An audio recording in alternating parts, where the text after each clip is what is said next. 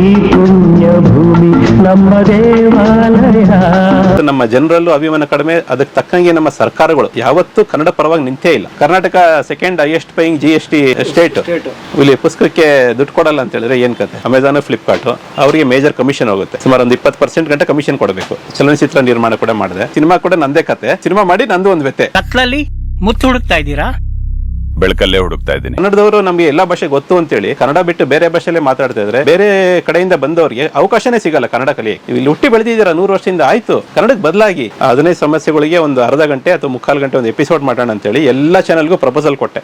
ಯಾರೊಬ್ರು interest ತೋರಿಸ್ತಿಲ್ಲ. Sir ಇದಕ್ಕೆಲ್ಲ TRP ಬರಲ್ಲ ಅಂತ ಹೇಳಿದ್ರು. ಸೊ ಪ್ರತಿಯೊಂದು TRP ಅಂತಾನೆ ನೋಡ್ತಾರೆ ಚಾನಲ್ ಅವರು. ಕಲ್ಲಾದರೆ ನಾನು ಬೇಲೂರಿನ ಗುಡಿಯಲ್ಲಿ ಇರುವೆ. 2010ರಿಂದ ಒಂದಷ್ಟು ಪುಸ್ತಕಗಳನ್ನ ಕೂಡ ಪ್ರಕಟ ಮಾಡ್ಕೊಂಡ್ ಬಂದ್ವಿ. ಇದುವರೆಗೂ ಒಂದು 70 ಪುಸ್ತಕ ಮಾಡಿದ್ದೀನಿ. ಸೊ ನಾನು ವರ್ಷಕ್ಕೆ 50-100 ಪುಸ್ತಕ ಮಾಡೋಕೆ ಹೋಗಲ್ಲ.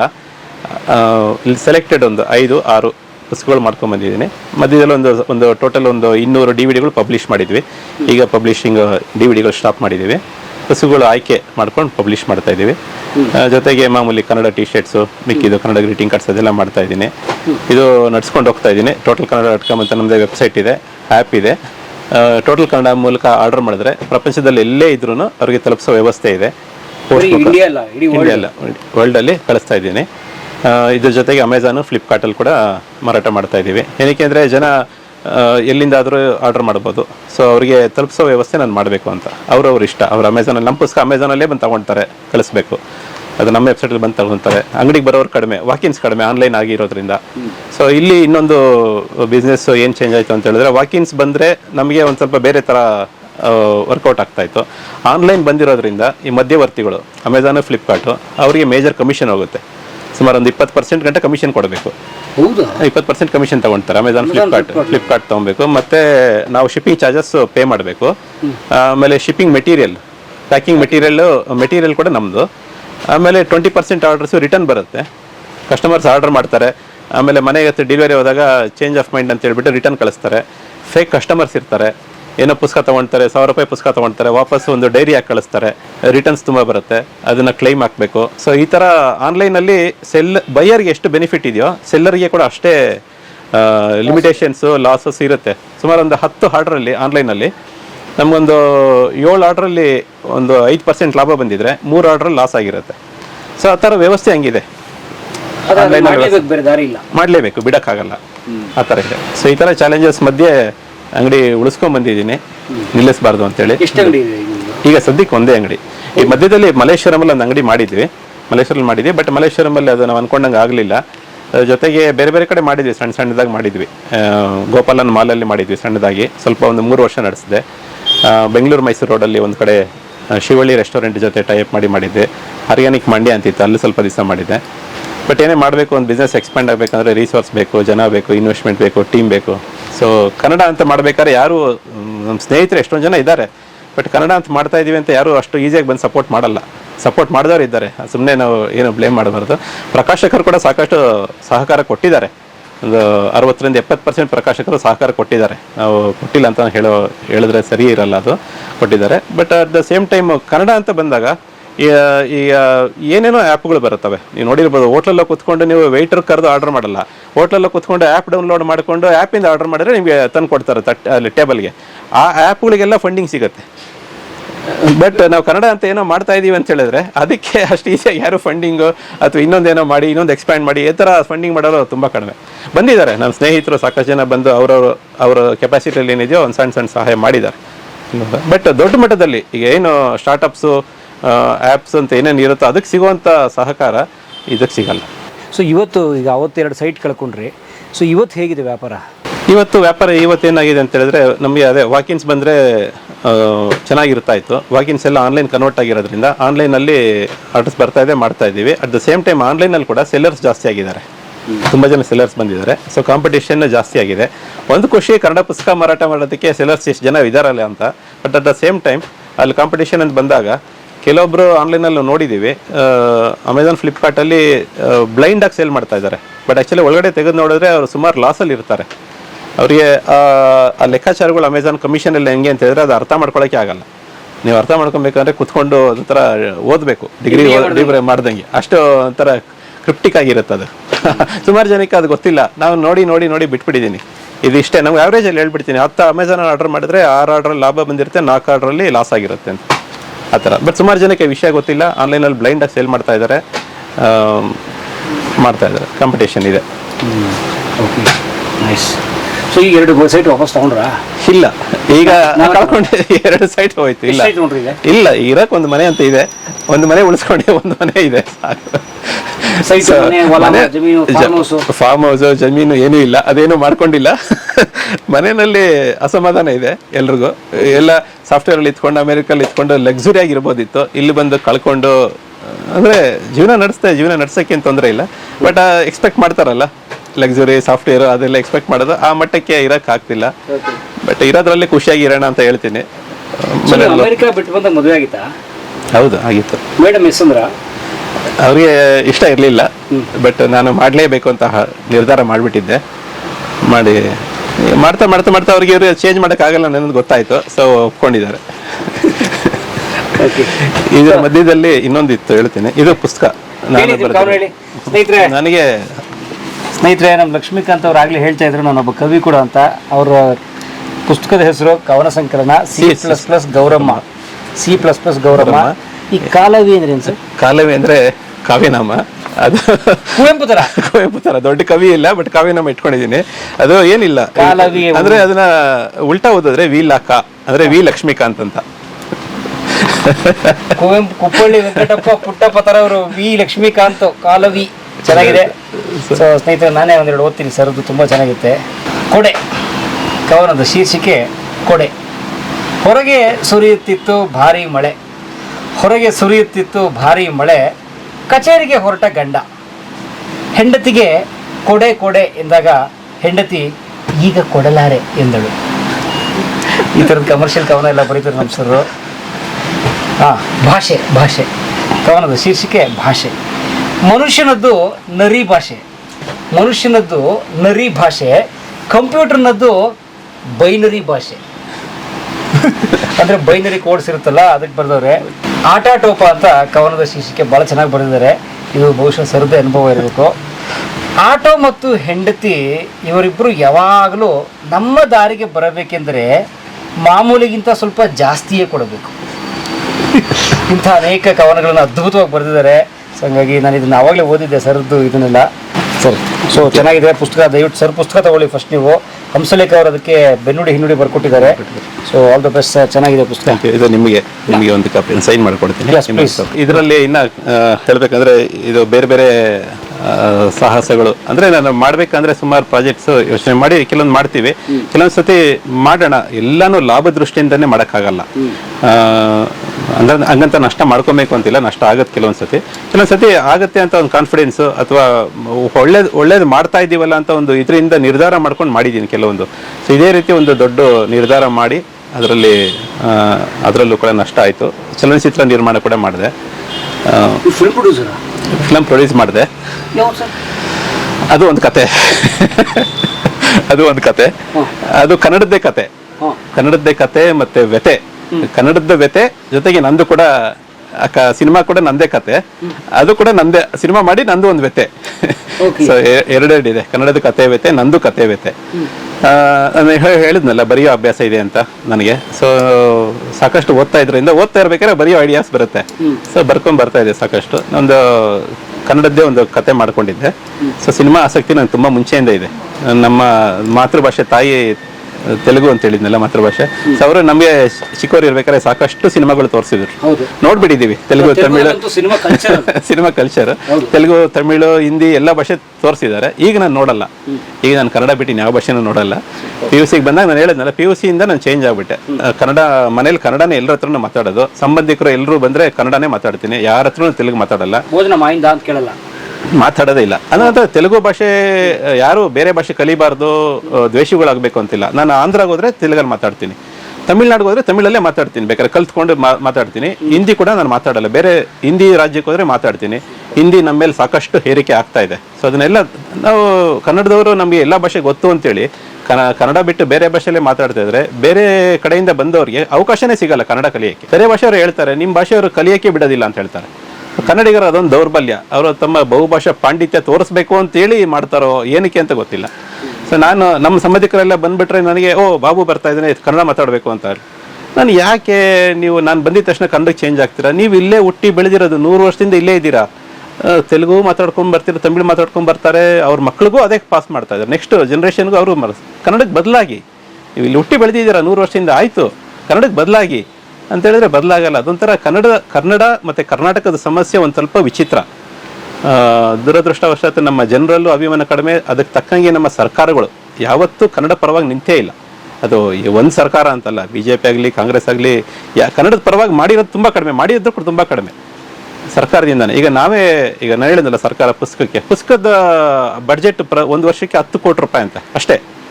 10 ಕೋಟಿ ರೂಪಾಯಿ ಸರ್ಕಾರದಲ್ಲಿ ಇಲ್ಲ ಪುಸ್ತಕ ಕೊಡೋಕ್ಕೆ ಲೈಬ್ರರಿಗೆ ಅಂತ ಹೇಳಿದ್ರೆ, ಅದು ಗ್ರಂಥಾಲಯಕ್ಕೆ ಬರೋ ದುಡ್ಡು BBMP ಅವರು ಸೆಸ್ ಅಂತ ಕಲೆಕ್ಟ್ ಮಾಡ್ತಾರೆ.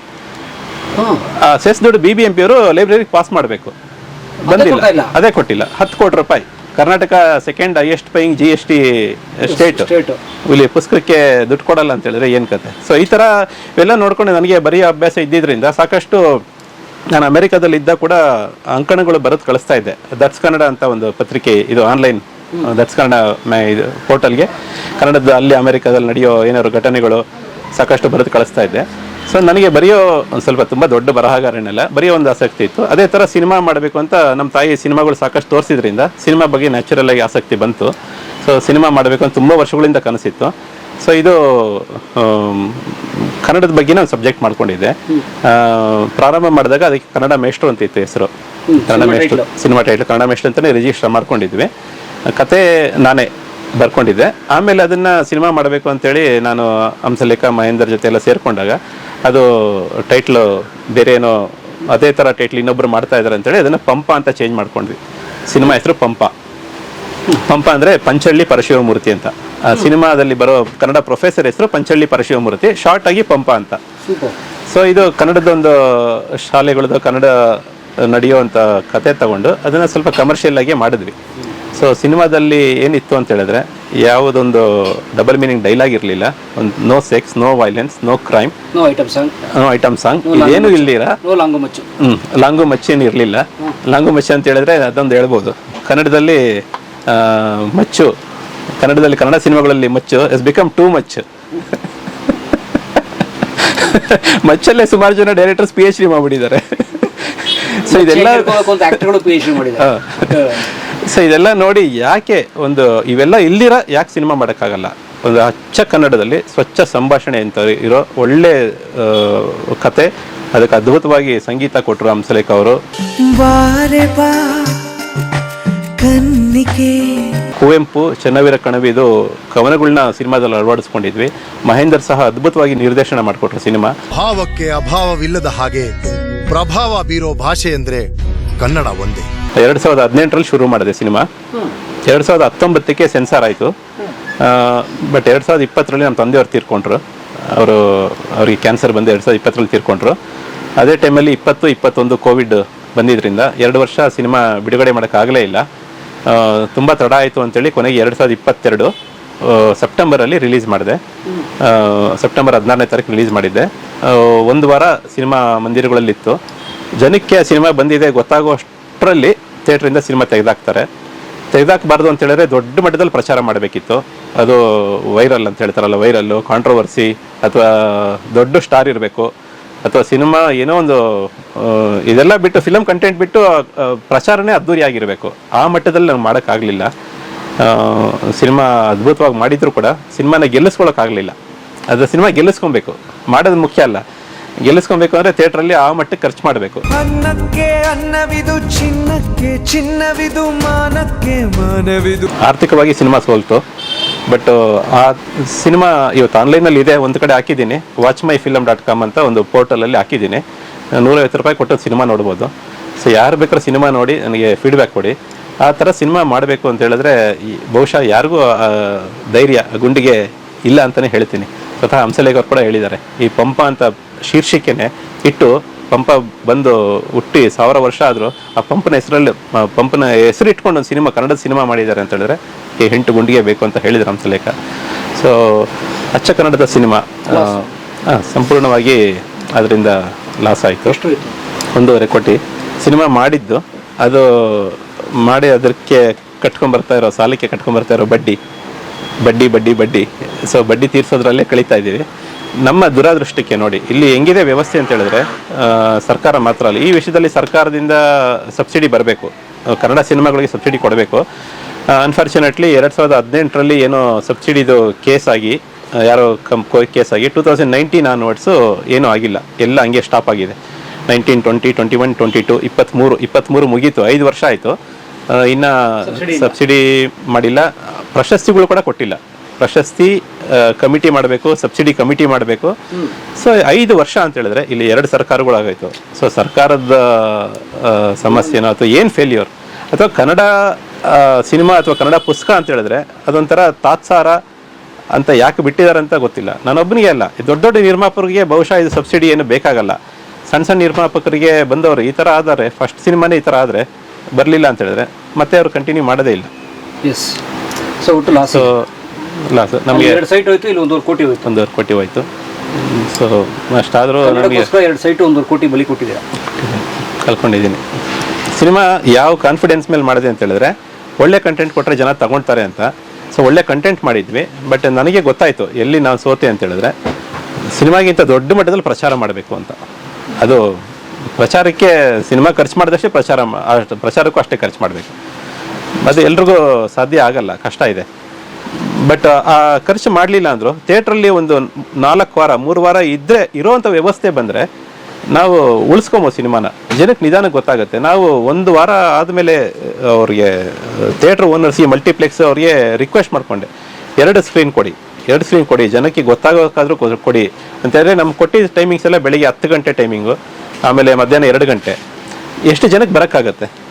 ಅವ್ರ ಹತ್ರ ಅವರು ಕೂಡ ಎಲ್ಲ ಕೂತ್ಕೊಂಡಿರ್ತಾರೆ ಬಾಂಬೆನಲ್ಲಿ, ಪಕ್ಕ ಎಲ್ಲ ಕಮರ್ಷಿಯಲ್ಲು. 10 ಗಂಟೆ 2 ಗಂಟೆ ಫಸ್ಟ್ ಕೊಟ್ಟಿರೋ ಶೋ ಫುಲ್ ಮಾಡಿ, ಆಮೇಲೆ ನೀವು ಬರೋ ವಾರ ಕೊಡ್ತೀವಿ ಶೋ ಅಂತ ಹೇಳ್ತಾರೆ. 10 ಗಂಟೆ ಶೋಗೆ ಯಾರು ಬರ್ತಾರೆ? ಸೊ ಎಲ್ಲ ಒಂಥರ ಕರ್ನಾಟಕದಲ್ಲೇ ಈ ಥರ ಸಮಸ್ಯೆಗಳು. ಬೇರೆ ರಾಜ್ಯಗಳಲ್ಲಿ ಆ ಭಾಷೆಗೆ ಸಮಸ್ಯೆ ಇಲ್ಲ. ಇಲ್ಲಿ ಯಾರು ಸಿನಿಮಾನು ಹೋಯ್ತು. ಅಟ್ಲೀಸ್ಟ್ ಸಿನಿಮಾಗೆ ಹಾಕಿರುವಂಥ ದುಡ್ಡು ಬಂದಿದ್ರೆ ಮತ್ತೆ ಇನ್ನೊಂದು ಸಿನಿಮಾ ಅದೇ ಥರ ಇನ್ನೊಂದು ಸಿನಿಮಾ ಮಾಡ್ಬೋದಿತ್ತು. ಸಾಕಷ್ಟು ಕಥೆಗಳು ಬರೆದಿಟ್ಟಿದ್ದೆ. ಒಂದು ನಮ್ಮ ಪಾಟೋಲ್ಗಳು, ಜನ ರೋಡಲ್ಲಿರೋ ಹಳ್ಳುಗಳಲ್ಲಿ 2 ವೀಲರ್ಸ್ ಎಸ್ಪೆಷಲಿ ಅವಾಯ್ಡ್ ಮಾಡೋಕ್ಕೆ ಹೋಗಿ ಬೀಳ್ತಾರೆ. ಬಿದ್ದಾಗ ಹಿಂದ್ಗಡೆಯಿಂದ ಅವ್ರ ಮೇಲೆ ಬಸ್ಸು ಲಾರಿ ಹತ್ತಿ ಸಾಯ್ತಾರೆ. ನಿನ್ನೆ ಕೂಡ ಒಬ್ಬರು ಸತ್ತಿದ್ದಾರೆ ಪಾಟೋಲಲ್ಲಿ ಬಿದ್ದು. ನಿನ್ನೆ ತಿಂಗಳಿಗೊಬ್ಬರು ಸಾಯ್ತಾರಂತೆ. ಪಾಟೋಲ್ ರಸ್ತೆಗಳಲ್ಲಿರೋ ಪಾಟೋಲಿಂದ ತಿಂಗಳಿಗೊಬ್ಬರು ಸಾಯ್ತಾರೆ. ಸರ್ಕಾರ BBMP 15,000 ರೂಪಾಯಿ ಕೊಡ್ತಾರಂತೆ ಸತ್ತರೆ. 15,000 ರೂಪಾಯಿ ಒಂದು ಪ್ರಾಣಕ್ಕೆ ಬೆಲೆ. ಸೊ ಇದೇ ಕತೆ, ಇದ್ರ ಬಗ್ಗೆನೇ ಒಂದು ಕತೆ ಮಾಡಿ PH ಅಂತ ವಾಣಿಜ್ಯ ಮಂಡಳಿಯಲ್ಲಿ ಕೂಡ ರಿಜಿಸ್ಟರ್ ಕೂಡ ಮಾಡಿಸಿದ್ದೆ. ಈ ಸಿನಿಮಾ ಮುಗಿದ್ಮೇಲೆ ಆ ಸಿನಿಮಾ ಮಾಡೋಣ ಅಂತ. ಸಮಸ್ಯೆ ನಾನು ಹೇಳಿದ್ನಲ್ಲ ಮುಂಚೆ, ಸಮಸ್ಯೆ ಇದೆ ಅಂತ ಹೇಳಿದ್ರೆ ಸಮಸ್ಯೆಗೆ ಒಂದು ಪರಿಹಾರ ಕೊಡಬೇಕು ಅಂತ ಆ ದಿಕ್ಕಿನಲ್ಲಿ ಯೋಚನೆ ಮಾಡೋದು ನಾನು. ಸೊ PH ಅಂತ ರಿಜಿಸ್ಟರ್ ಮಾಡಿಸಿದ್ದೆ. ಈಗೇನು ಮಾಡೋ ಪರಿಸ್ಥಿತಿನಲ್ಲಿಲ್ಲ. ಜೊತೆಗೆ ನಾನು ಅಮೆರಿಕದಿಂದ ವಾಪಸ್ ಬರಬೇಕಾದ್ರೆ ಇದು ಕನ್ನಡ ಅಂಗಡಿ ಮಾಡಬೇಕು ಅಂತ ಒಂದು ಕಾರಣಕ್ಕೆ ಬಂದೆ. ಇನ್ನೂ ಒಂದು ಕಾರಣಕ್ಕೋಸ್ಕರ ಬಂದೆ.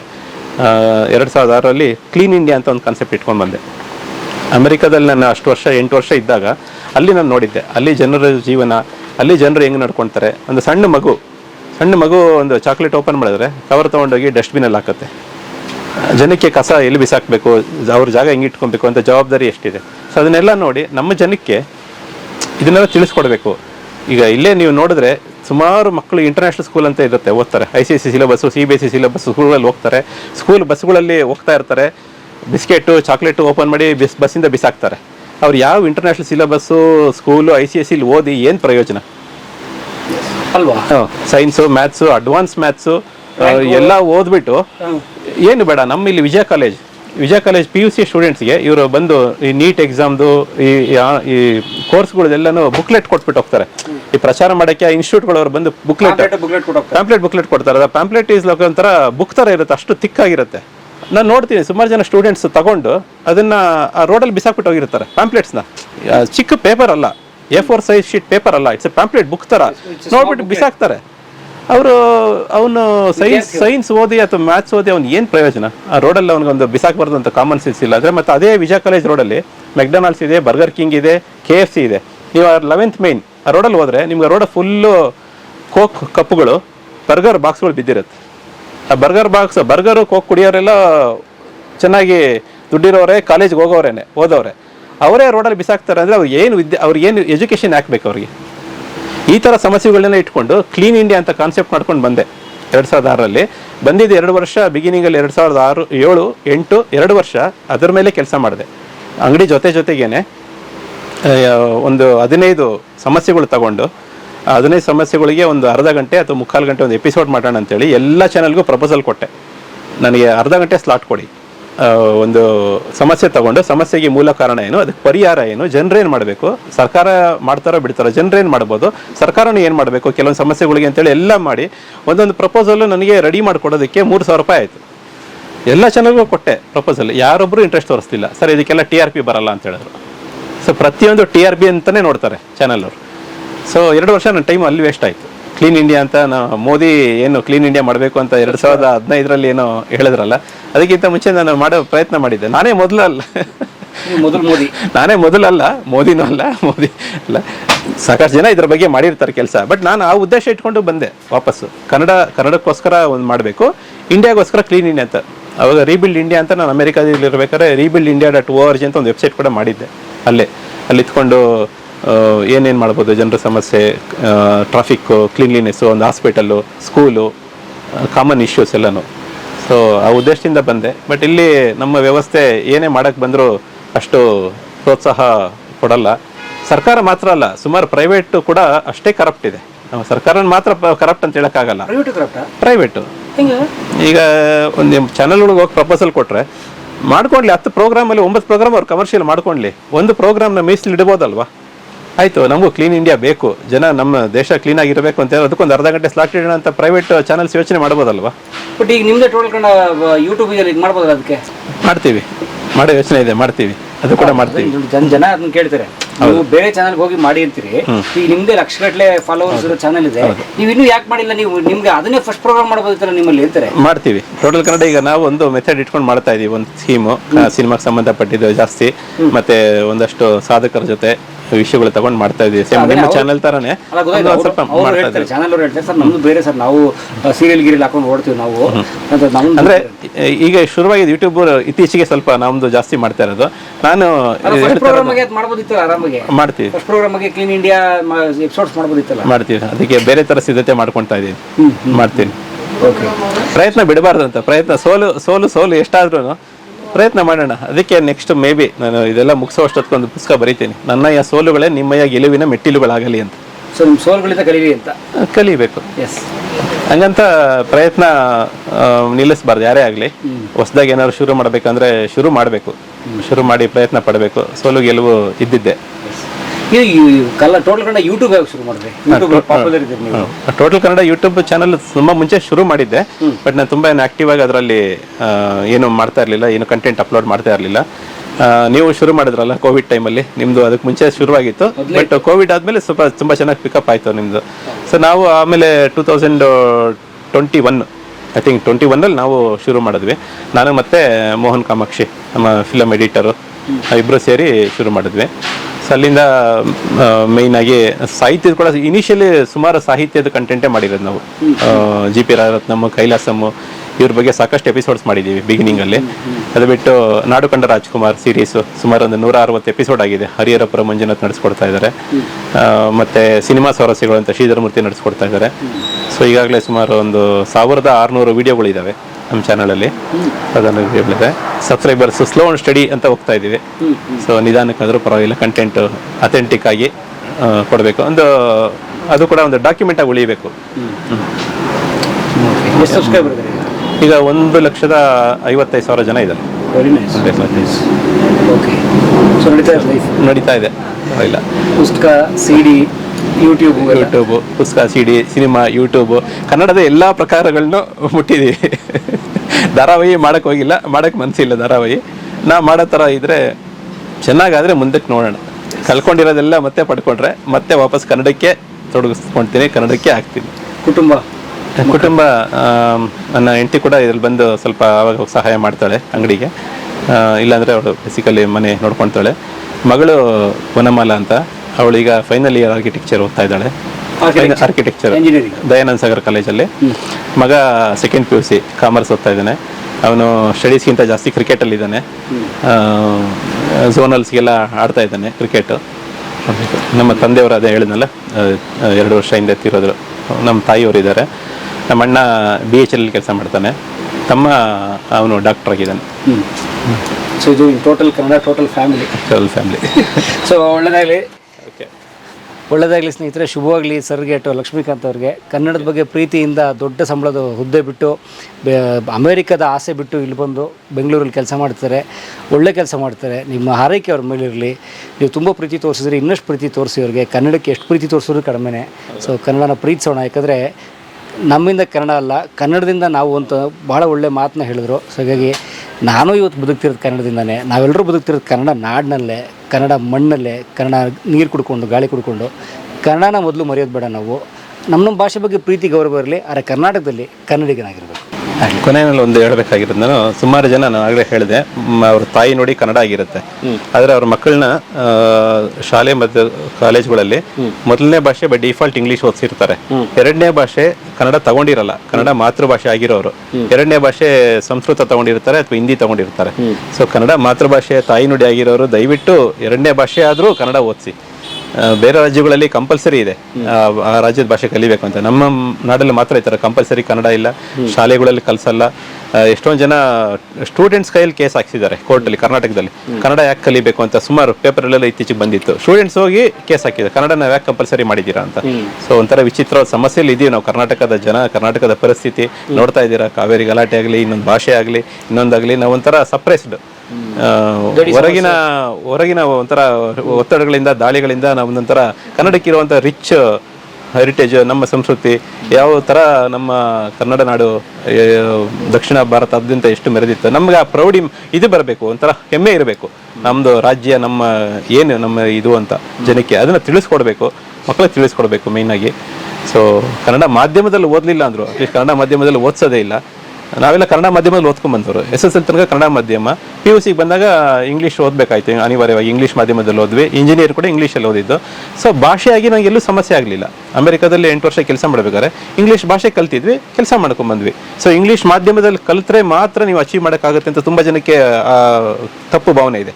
ಇಂಗ್ಲೀಷ್ ಕಲ್ತ್ಬಿಟ್ರೆ ನೀವು ದೊಡ್ಡ ಮಟ್ಟಕ್ಕೆ ಹೋಗ್ಬೋದು ಅಂತ. ತಪ್ಪದು. ಇಂಗ್ಲೀಷ್ ಭಾಷೆ ಕಲ್ತ್ರೆ ಸಾಕು, ಮಾಧ್ಯಮದಲ್ಲಿ ಓದಬೇಕು ಅಂತಿಲ್ಲ. ಕನ್ನಡ ಮಾಧ್ಯಮದಲ್ಲಿ ಓದಿಸಿ ನಿಮ್ಮ ಮಕ್ಕಳನ್ನ. ನಾನು ಓದಿದ್ದೀನಿ, ನನಗೇನು ಕಷ್ಟ ಆಗಿಲ್ಲ ಇಂಗ್ಲೀಷಲ್ಲಿ ಕೆಲಸ ಮಾಡೋದು. 15 ವರ್ಷ ಕೆಲಸ ಮಾಡಿದೆ ಸಾಫ್ಟ್ವೇರ್ ಫೀಲ್ಡಲ್ಲಿ, ಎಲ್ಲೂ ಭಾಷಾ ಸಮಸ್ಯೆ ಆಗಲಿಲ್ಲ. ಸೊ ಕನ್ನಡ ಉಳಿಸಿ ಬೆಳೆಸಿ ಅಂತ ಘೋಷಣೆ ಇದ್ದರೆ ಸಾಲದು, ಕನ್ನಡನ ಬೆಳೆಸಬೇಕು. ಫಸ್ಟು ಕನ್ನಡ ಬೆಳೆಸಬೇಕು. ಮನೆಯಲ್ಲಿ ಕನ್ನಡ ಪುಸ್ತಕ ಓದೋ ಒಂದು ಅಭ್ಯಾಸ ಬೆಳೆಸಬೇಕು ಮಕ್ಕಳಿಗೆ. ನಿಮ್ಮ ಗ್ರೂಪಲ್ಲಿ ಅಂದರೆ ನಿಮ್ಮ ಏನೇ ಸಮಾರಂಭ ನಡೆದ್ರು, ಒಂದು ಮದುವೆ ಆಗಲಿ ಅಥವಾ ಒಂದು ನಾಮಕರಣ ಆಗಲಿ, ಇನ್ನೊಂದೇನೋ ಸಮಾರಂಭ ಆಗಲಿ, ಅದೇ ಗಣೇಶ ಅಥವಾ ಅದೇ ಇನ್ನೊಂದೇನೋ ಪ್ರೆಸೆಂಟೇಷನ್ ಗಿಫ್ಟಾಗಿ ಕೊಡೋ ಬದಲು ಕನ್ನಡ ಪುಸ್ತಕ ಕೊಡಿ ಉಡುಗೊರೆಯಾಗಿ. ಕನ್ನಡ ಪುಸ್ತಕ ಕೊಡೋದ್ರಿಂದ ತಗೊಂಡವ್ರು ಓದ್ತಾರೋ ಇಲ್ವೋ, ಅವ್ರ ಮನೇಲಿ ಕನ್ನಡ ಪುಸ್ತಕ ಇರುತ್ತೆ, ಅದನ್ನ ಇನ್ಯಾರೋ ಓದ್ಬೋದು. ಸೊ ಕನ್ನಡ ಪುಸ್ತಕ ಕೊಡುವಂಥ ಒಂದು ಬೆಳೆಸ್ಕೊಳ್ಳಿ. ಇಷ್ಟು ಹೇಳಕ್ಕೆ ನಾನು ಇಷ್ಟಪಡ್ತೀನಿ. ಒಳ್ಳೆದಾಗಲಿ ಸರ್. ದಯಮಾಡಿ ಸ್ನೇಹಿತರೆ, ಜಯನಗರದ ಕಡೆ ಬಂದರೆ ಟೋಟಲ್ ಕನ್ನಡ ಈ ಮಳಿಗೆ, ಪುಸ್ತಕದ ಮಳಿಗೆಗೆ ಬನ್ನಿ ನೀವು. ಇಲ್ಲಿ ತುಂಬ ಅಪರೂಪದ ಪುಸ್ತಕಗಳು, ಸಿನಿಮಾಗಳ ಸಂಬಂಧಪಟ್ಟಂಥ, ಸಾಕ್ಷರತೆಗೆ ಸಂಬಂಧಪಟ್ಟಂಥ CDಗಳು, DVDಗಳು ಸಿಗ್ತವೆ. ಕನ್ನಡದ ಅನೇಕ ವಸ್ತುಗಳು ಸಿಗ್ತವೆ ಇಲ್ಲಿ. ಆ್ಯಂಡ್ ಬರೋಕ್ಕಾಗಲಿಲ್ಲ ಅಂತಂದರೆ totalkannada.com ವೆಬ್ಸೈಟ್ ಇದೆ, ಅಲ್ಲಿ ಪುಸ್ತಕಗಳನ್ನ ಆರ್ಡರ್ ಮಾಡಿ ತರಿಸ್ಕೊಳ್ಳಿ. ಅಮೆಝಾನ್, ಫ್ಲಿಪ್ಕಾರ್ಟಲ್ಲಿ ತರಿಸ್ಕೊಳ್ಳಿ. ಆ್ಯಂಡ್ ಭಾಳ ಮುಖ್ಯವಾಗಿ ಇವ್ರದ್ದು ಯೂಟ್ಯೂಬ್ ವಾಹಿನಿ ಇದೆ, ಟೋಟಲ್ ಕನ್ನಡ ಯೂಟ್ಯೂಬ್ ವಾಹಿನಿ. ಅದನ್ನು ಸಬ್ಸ್ಕ್ರೈಬ್ ಮಾಡಿ. ಕನ್ನಡ ತುಂಬ ಒಳ್ಳೊಳ್ಳೆ ವಿಡಿಯೋಗಳನ್ನು ಅವ್ರು ಮಾಡ್ತಿರ್ತಾರೆ. ಸ್ನೇಹಿತರೆ, ಇಲ್ಲಿ ನೋಡಿ, ನೀವು ನೋಡ್ತಾ ಇದ್ದೀರಾ, ಇತ್ತೀಚೆಗಷ್ಟೇ ಕಳೆದ ಕೆಲವೇ ದಿನಗಳಲ್ಲಿ ಬಿಡುಗಡೆ ಆದ ಪುಸ್ತಕ ನಾಡು ಕಂಡ ರಾಜ್ಕುಮಾರ್. ಬಂಗಾರದ ಅಕ್ಷರ ಇದೆಯಲ್ಲ ರಾಜ್ಕುಮಾರ್ ಮುಖದ ಕೆಳಗಡೆ, ಈ ಪುಸ್ತಕ ಬೇರೆ ಯಾವುದಲ್ಲ, ನಾಡು ಕಂಡ ರಾಜ್ಕುಮಾರ್. ತುಂಬ ಒಳ್ಳೆಯ ಪುಸ್ತಕ ಮಾಡಿದ್ದಾರೆ. ಟೋಟಲ್ ಕನ್ನಡದವರು ಅವರೇ ಪ್ರಕಾಶಕರು. ನೋಡಿ, ತುಂಬ ರಾಜ್ಕುಮಾರ್ ಅವ್ರು ಸಂಬಂಧಪಟ್ಟಂಥ ರಾಜ್ಕುಮಾರ್ ಬದುಕನ್ನು ಕಂಡ ಅನೇಕರು ರಾಜ್ಕುಮಾರ್ ಹೇಗಿದ್ರು ಹೇಗಿದ್ರು ಅಂತ ಅವ್ರ ಒಡನಾಟದೆಲ್ಲ ನೆನಪುಗಳನ್ನ ಹಂಚ್ಕೊಂಡಿದ್ದಾರೆ. ನೋಡಿ, ಬಿ ಸರೋಜಾದೇವಿ 10 ಕಲ್ಯಾಣ ಗುಣಗಳು ಅನ್ನೋ ಹೆಡ್ಡಿಂಗ್ನಲ್ಲಿ ಬರೆದಿದ್ದಾರೆ ಅವರು. ಸೊ ಈ ಥರ ತುಂಬ ಒಳ್ಳೆಯ ಪುಸ್ತಕ ಮಾಡಿದ್ದಾರೆ ಸ್ನೇಹಿತರೆ. ಪುಸ್ತಕದ ಬೆಲೆ 360 ರೂಪಾಯಿ. ಇದನ್ನು ತಗೊಳ್ಳಿ. ಜೊತೆಗೆ ಕಲ್ಯಾಣ್ ಕುಮಾರ್ ಅವರ ಪುಸ್ತಕ ಚೆಲುವಾಂತ ಚೆನ್ನಿಗ ಚೊಕ್ಕಣ್ಣನ ಕತೆ, ಅದು ಕೂಡ ಬಿಡುಗಡೆ ಮಾಡಿದ್ದಾರೆ. ಈ ಪುಸ್ತಕಗಳು ಅಪರೂಪದ ಪುಸ್ತಕ. ಆಮೇಲೆ ನನ್ನ ತಮ್ಮ ಶಂಕರ, ನೋಡಿ, ನನ್ನ ತಮ್ಮ ಶಂಕರ, ಅನಂತನಾಗ್ ಅವ್ರ ತಮ್ಮ ಶಂಕರನಾಗ್ ಬಗ್ಗೆ ಬರೆದ ಪುಸ್ತಕ. ಶಂಕರನಾಗ್ ಅಪಘಾತದಲ್ಲಿ ತೀರ್ಕೊಂಡ್ಮೇಲೆ ಆ ಥರದ್ದು ಅಪರೂಪದ ಪುಸ್ತಕ ಇದೆ. ಸೊ ಅದನ್ನೆಲ್ಲ ತಗೊಳ್ಳಿ ಅಂತ ನಾನು ನಿಮ್ಮಲ್ಲಿ ಕೇಳ್ಕೊತೀನಿ. ಸೊ ನಾನು ಅವ್ರ ನಂಬರ್ ಹಾಕಿರ್ತೀನಿ, ಟೋಟಲ್ ಕನ್ನಡ ಸಂಸ್ಥೆ ನಂಬರ್ ಹಾಕ್ತೀನಿ, ಕಾಂಟ್ಯಾಕ್ಟ್ ಮಾಡಿ ತಗೊಳ್ಳಿ ಅಂತ ಕೇಳ್ತೀನಿ ಸರ್. ನಿಮ್ಗೆ all the best. Thank you. Yes sir. And ನೀವೆಲ್ಲರೂ ಕೇಳ್ತಾ ಇದ್ರಿ, ಕಲ್ಪನಾ ಪುಸ್ತಕ ಬರೆದಂತಹ ಶ್ರೀಧರ್ ಅವ್ರನ್ನ ನಾವು ಸಂದರ್ಶನ ಮಾಡಿದ್ವಿ. ರಜತ ರಂಗ ಚಿತ್ರರಂಗದ ಧ್ರುವತಾರೆ ಪುಸ್ತಕ ಎಲ್ಲಿ ಸಿಗ್ತಾ ಇಲ್ಲ, ದೊಡ್ಡ ಪುಸ್ತಕ ಅಂತಿದ್ರೆ. ಸೊ ಆ ಪುಸ್ತಕ ಟೋಟಲ್ ಕನ್ನಡ ಪ್ರಿಂಟ್ ಮಾಡ್ತಾ ಇದಾರಂತೆ. So sir ಒಳ್ಳೆದಾಗಲಿ. ಬಹುಶಃ ತುಂಬ ಜನ ಪುಸ್ತಕ ಕಾಯ್ತಿದ್ದೀರಿ. ಸೊ ಪ್ರೀ ಆರ್ಡರ್ ಮಾಡಿ, ಕಾಂಟ್ಯಾಕ್ಟ್ ಮಾಡಿ ತಗೊಳ್ಳಿ ಅಂತ ನಾನು ಕೇಳ್ಕೊತೀನಿ ನಿಮ್ಮೆಲ್ಲರಿಗೂ. ಈ ತಿಂಗಳಲ್ಲಿ ಬರುತ್ತೆ ಪುಸ್ತಕ. ಒಳ್ಳೆದಾಗಲಿ sir. Thank you. Thank you. Thank you. ಧ್ಯಾನಕ್ಕೆ ಭೂಮಿ ಇದು, ಪ್ರೇಮಕ್ಕೆ ಸ್ವರ್ಗ ಇದು, ಸ್ನೇಹಕ್ಕೆ ಶಾಲೆ ಇದು, ಜ್ಞಾನಕ್ಕೆ ಪೀಠ ಇದು. ಕಲಾ ಮಾಧ್ಯಮದ ಎಲ್ಲಾ ಎಪಿಸೋಡುಗಳು ನಿಮಗೆ ಸಿಗಬೇಕು ಅಂತಂದ್ರೆ ಕಲಾ ಮಾಧ್ಯಮ ಯೂಟ್ಯೂಬ್ ಚಾನೆಲ್ ನ ಸಬ್ಸ್ಕ್ರೈಬ್ ಮಾಡಿ, ಬೆಲ್ ಐಕಾನ್ ನ ಕ್ಲಿಕ್ ಮಾಡಿ, ತಪ್ಪದೇ ಮಾಡಿ. ಸ್ನೇಹಿತರೆ, ಕಲಾ ಮಾಧ್ಯಮದ ಎಲ್ಲ ಸಂದರ್ಶನಗಳನ್ನ ನೀವೀಗ ಓದಬಹುದು. www.kalamadhyama.com ಈ ವೆಬ್ಸೈಟ್ಗೆ ವಿಸಿಟ್ ಮಾಡಿ, ಇಂಟರ್ವ್ಯೂಗಳನ್ನ ಓದಿ. ಓದುವ ಸಂಸ್ಕೃತಿ ಹೆಚ್ಚಾಗಲಿ. ಧನ್ಯವಾದ.